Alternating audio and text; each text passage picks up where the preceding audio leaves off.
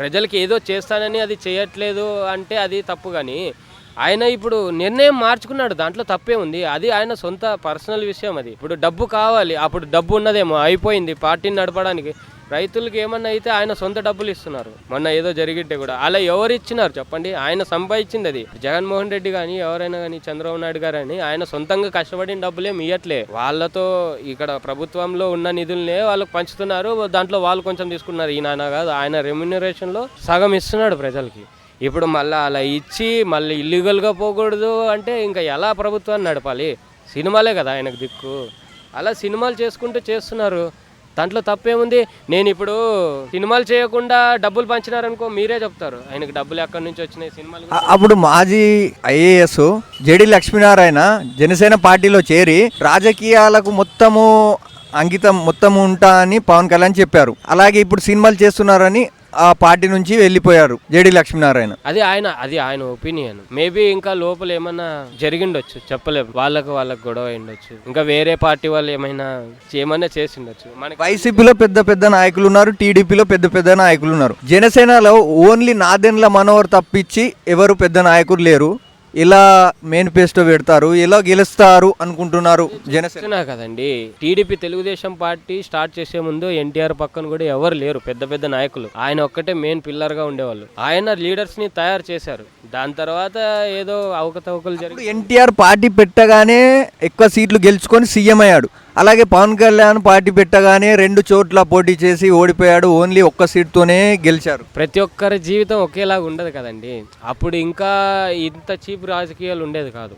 అప్పుడు ఎన్టీఆర్ టైంలో ఇంత బ్లాక్ మనీ కానీ ఇంత ఉండేది కాదు. ఎన్టీఆర్ ఉండేటప్పుడు అప్పుడు ఆయన ఏకగ్రీవం. ఆయన అప్పుడు ముందే సినిమాల్లో స్టారు, ప్రజల్లో మంచి ఒపీనియన్ ఉంది. ఆయన ఒక్కటే ఉండేవాళ్ళు అప్పుడు. ఎన్టీఆర్, నాగేశ్వరరావు ఇలా చాలామంది ఉన్నారు.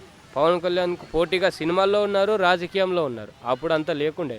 మరి తెలంగాణలో జనసేన పార్టీ పెట్టి చాలా రోజులు అవుతుంది. మరి ఇక్కడ డిపాజిట్లు ఎందుకు కోల్పోయింది? అదే చెప్తున్నా కదండి. ఇప్పుడు ఆల్రెడీ కేసీఆర్ బాగా ఉన్నింది రాజకీయంగా. ఇక్కడ ఆల్రెడీ ఫుల్ సెటిల్డ్గా ఉంది. ఇలా కొత్త పార్టీలు రానియట్లేదు. చెప్తున్నా, ఒక 5,000 ఓటుకి ఇస్తే మీరే ఓటేస్తారు. మీరు ఇంటర్వ్యూ చేస్తున్నారు కదా, మీరే కేసీఆర్కి ఓటేస్తారు, పవన్ కళ్యాణ్కి వేయకుండా.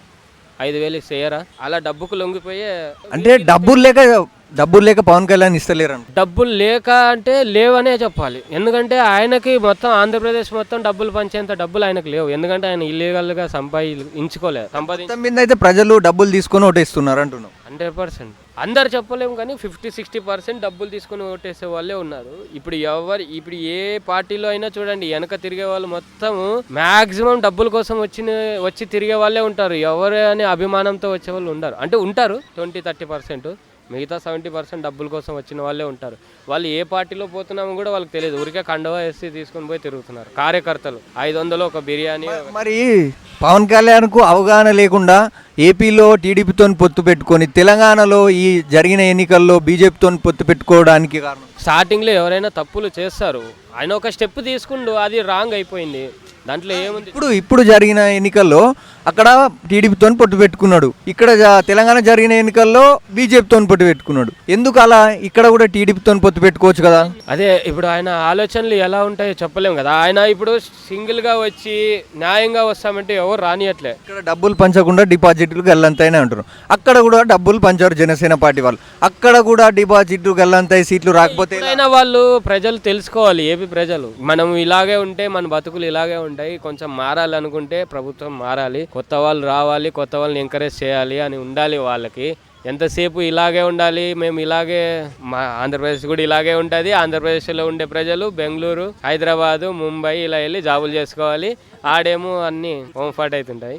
భార్య పిల్లలేమో అక్కడ, భర్తలేమో ఇక్కడ, శాలరీ ఒకటే ట్రాన్స్ఫర్ అవుతుంటుంది. ఇంతే ఉంటుంది. అదే చెప్తున్నా, ఇదే హైదరాబాద్లో వచ్చి జాబ్ చేసుకునే కర్మ ఆంధ్రప్రదేశ్ వాళ్ళకి ఎందుకు? ఏరియా వైజ్ చూసుకున్నా జగనే అన్నారు కదా. జగన్ ఏమన్నారు?